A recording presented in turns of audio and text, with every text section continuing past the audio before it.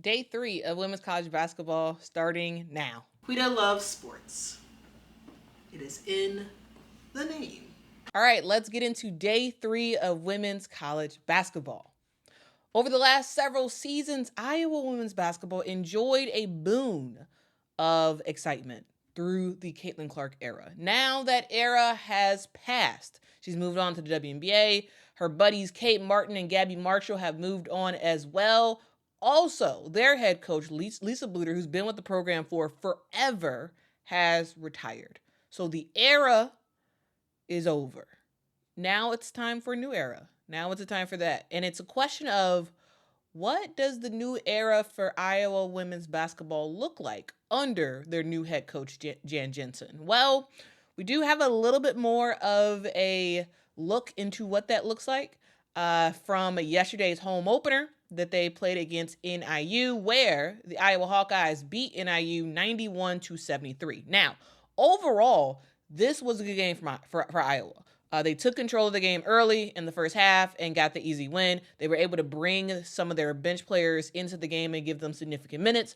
But one thing for sure, one thing that is continuing for Iowa is their quick pace. Their quick pace, getting into transition, scoring, that type of thing, where their guards are being sort of heavy contributors, right?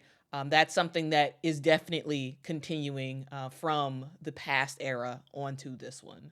Now, the team is, instead of being led by Caitlin Clark, they're led by Lucy Olsen, who, in her own right, had a really good debut.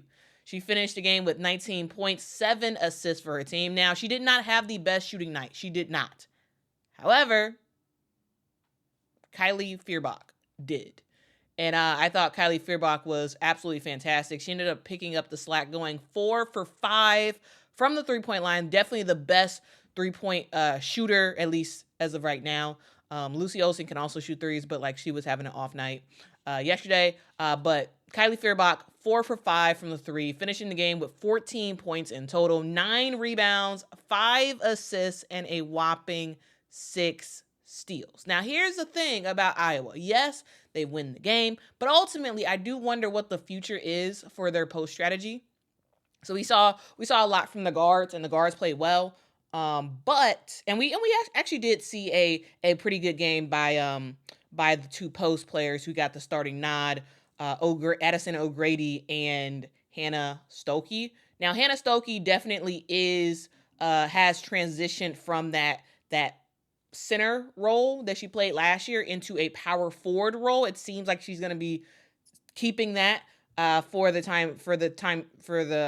rest of the season. I do think that playing the 4 makes more sense than playing the 5. So Addie O'Grady ended up getting the start. But my question is I'm just sort of wondering, what is the future of the post players for Iowa? Yes, it's going to be a very guard-heavy team in terms of the scoring load, but Hannah Stokey is a fantastic scorer in her own right. I want to see more touches for her, and I also want to see her stretch the floor, because from videos that I've seen, Hannah Stokey can shoot threes. So I would like to see her step out and become more of that, sort of a Candace Parker type of post player, sort of in her later days, where she could score in the post, but she was very heavy on the mid-range jumpers, on the three-point shots, that type of vibe. I think that is where Hannah can be extremely, extremely successful. Yes, back to the basket. Yeah, Hannah can score, but really three-pointers, long mid-range jumpers, I could absolutely see that being the future for Hannah Stokey. Now, the question is that the role that Jan Jensen sees? I'm very, very curious to see about that. Also, guys, a thing to note is that, there is a new player that they have on their team for Iowa. They have a couple freshmen, but one freshman that I specifically will probably focus on this year, her name is Ava Hayden. She is a post player for the team. I believe she's 6'4", I believe. And I think she has some real potential. She didn't have the best best of games, especially the best of games shooting yesterday, but I think she has potential, and it'll be her and Addison O'Grady sort of battling it out to see who ultimately becomes the future starter. Right now, it's O'Grady's for sure. It's O'Grady's to lose, but I'm interested to see ultimately what the freshie could do. For NIU, we saw Brooke Stonebreaker lead the charge for her squad. She dropped 15 points, and Cedar Rapids native, which is Cedar Rapids is very close to Iowa City, which is where the game was. So, like, I'm pretty sure she had a lot of family in attendance. Sydney McCara, she ended up dropping 4 3-pointers, finishing the game with 12 points and 5 assists. And since this was Jan Jensen's first win as the head coach of Iowa women's basketball, of course, the team had to celebrate.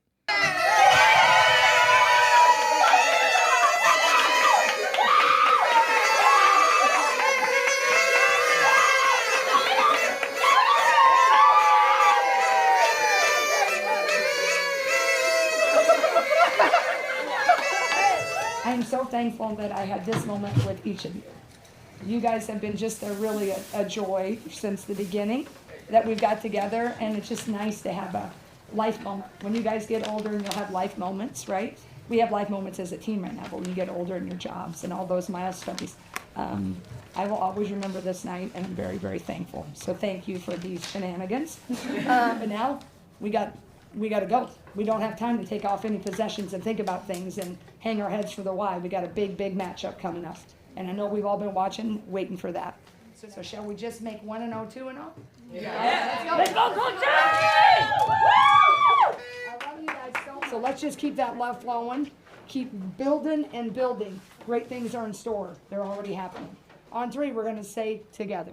1, 2, 3, together! Now, if y'all know anything about me, y'all know I love a close game. And most especially, I love comebacks, y'all.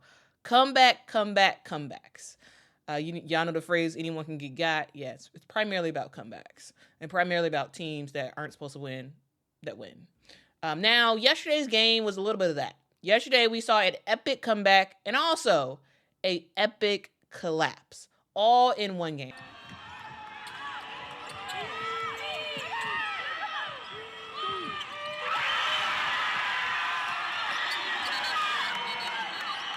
Now, just to sort of set the scene, we have Arkansas Pine Bluff, the Golden Lions, fun name, I know, versus Tulsa, the Golden Hurricane, which is another, like, you got the two Goldens facing against each other, and this is not the first time that they played each other, right?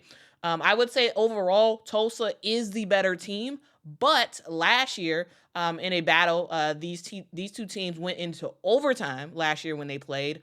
Ultimately, Tulsa did get the dub in overtime, 79, I should say. But this game, while I thought Tulsa was the better team, I didn't think it was going to be a cakewalk, right? So coming into this game, okay, we're going to see. But Tulsa's likely going to win, but they're not going to win by a ton. But, guys, with that in mind, that Tulsa, in my opinion at least, is the better team, let's go into this game. And from the get-go, UAPB is on Tulsa's neck, guys.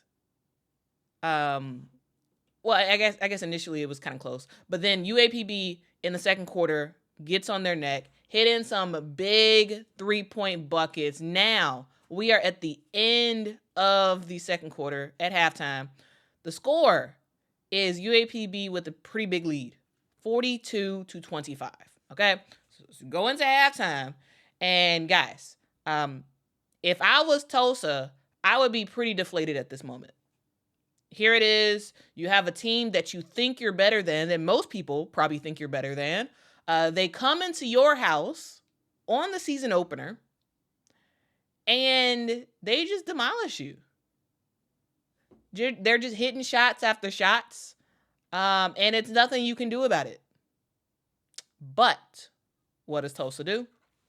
Tulsa goes to the locker room, regroups, calms down, gets over the embarrassment of what they did in that first half, and they come into the second half with a game plan.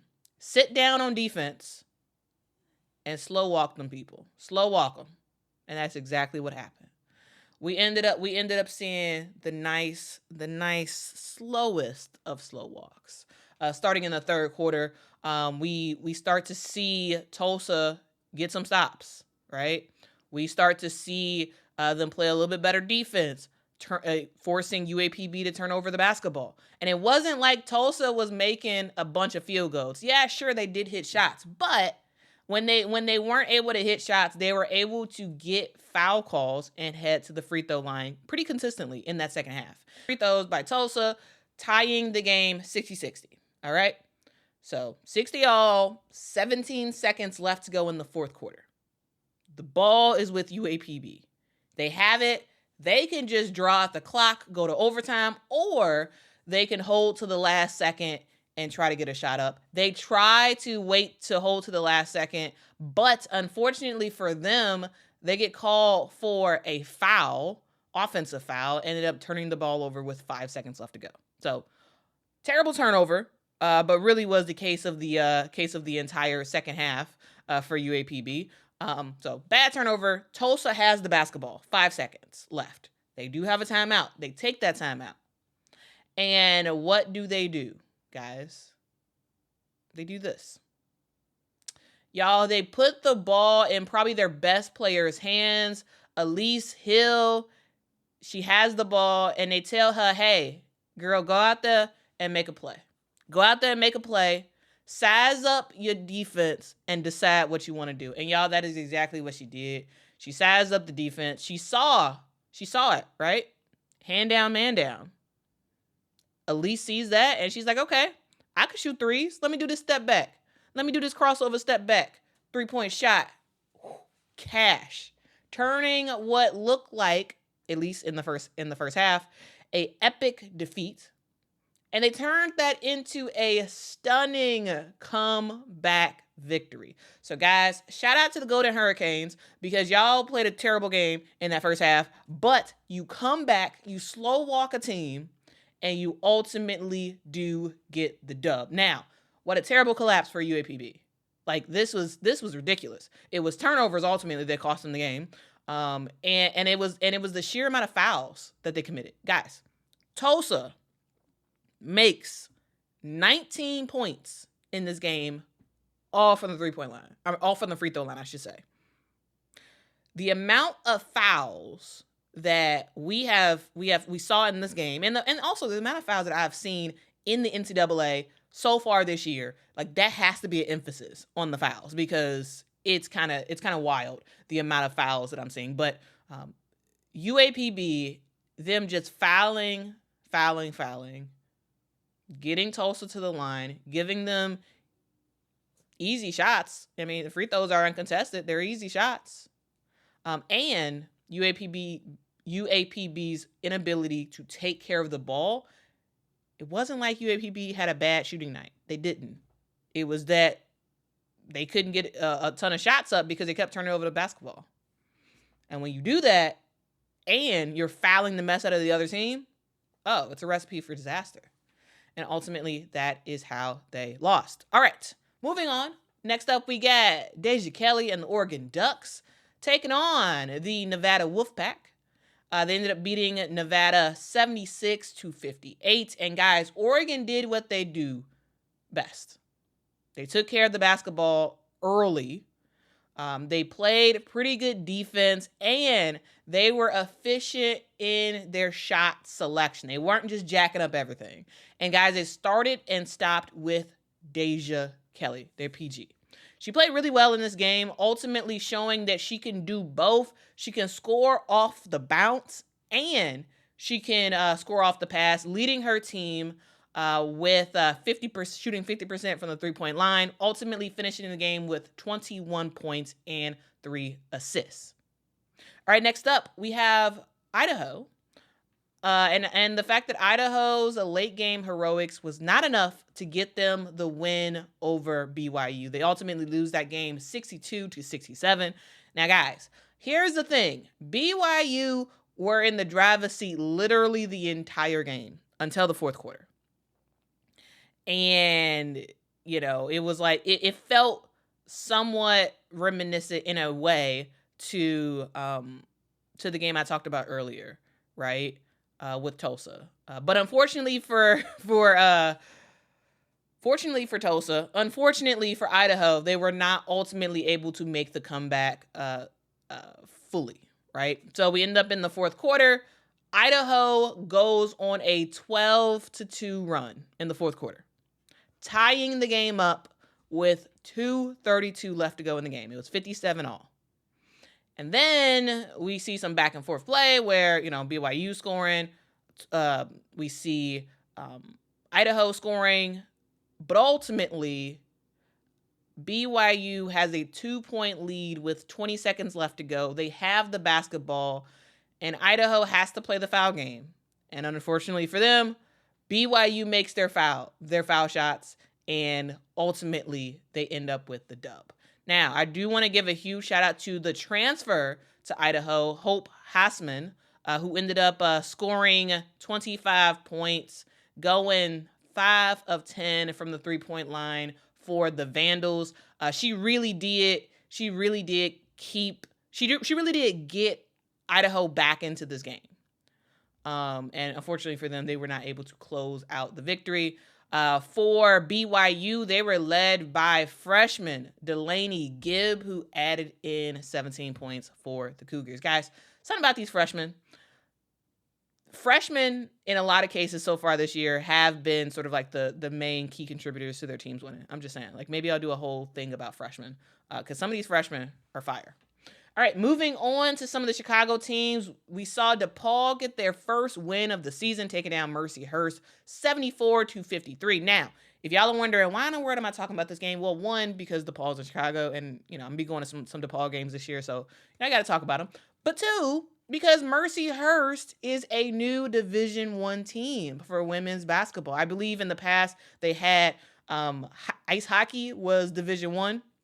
But now this is the first year where women's basketball, women's and men's basketball, and all the other athletics that Mercyhurst has, this is the first time that they are Division I. And so they started off their season playing and getting destroyed against Notre Dame, and ultimately in their second game of their short D1 history, they have lost to DePaul.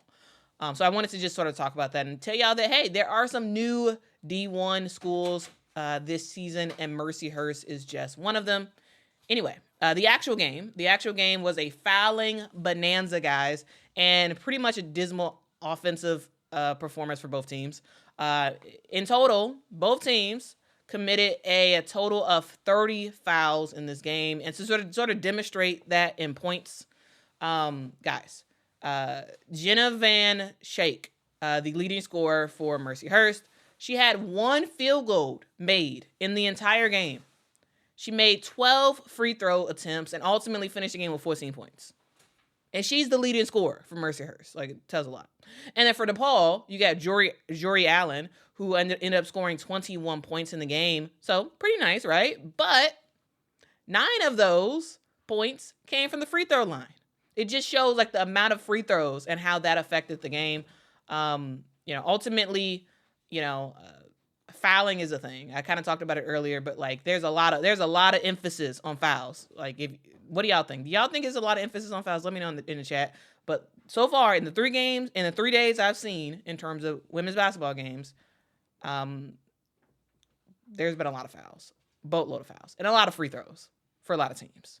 All right, next up we got Chicago State, who lost their second game of the season to Butler.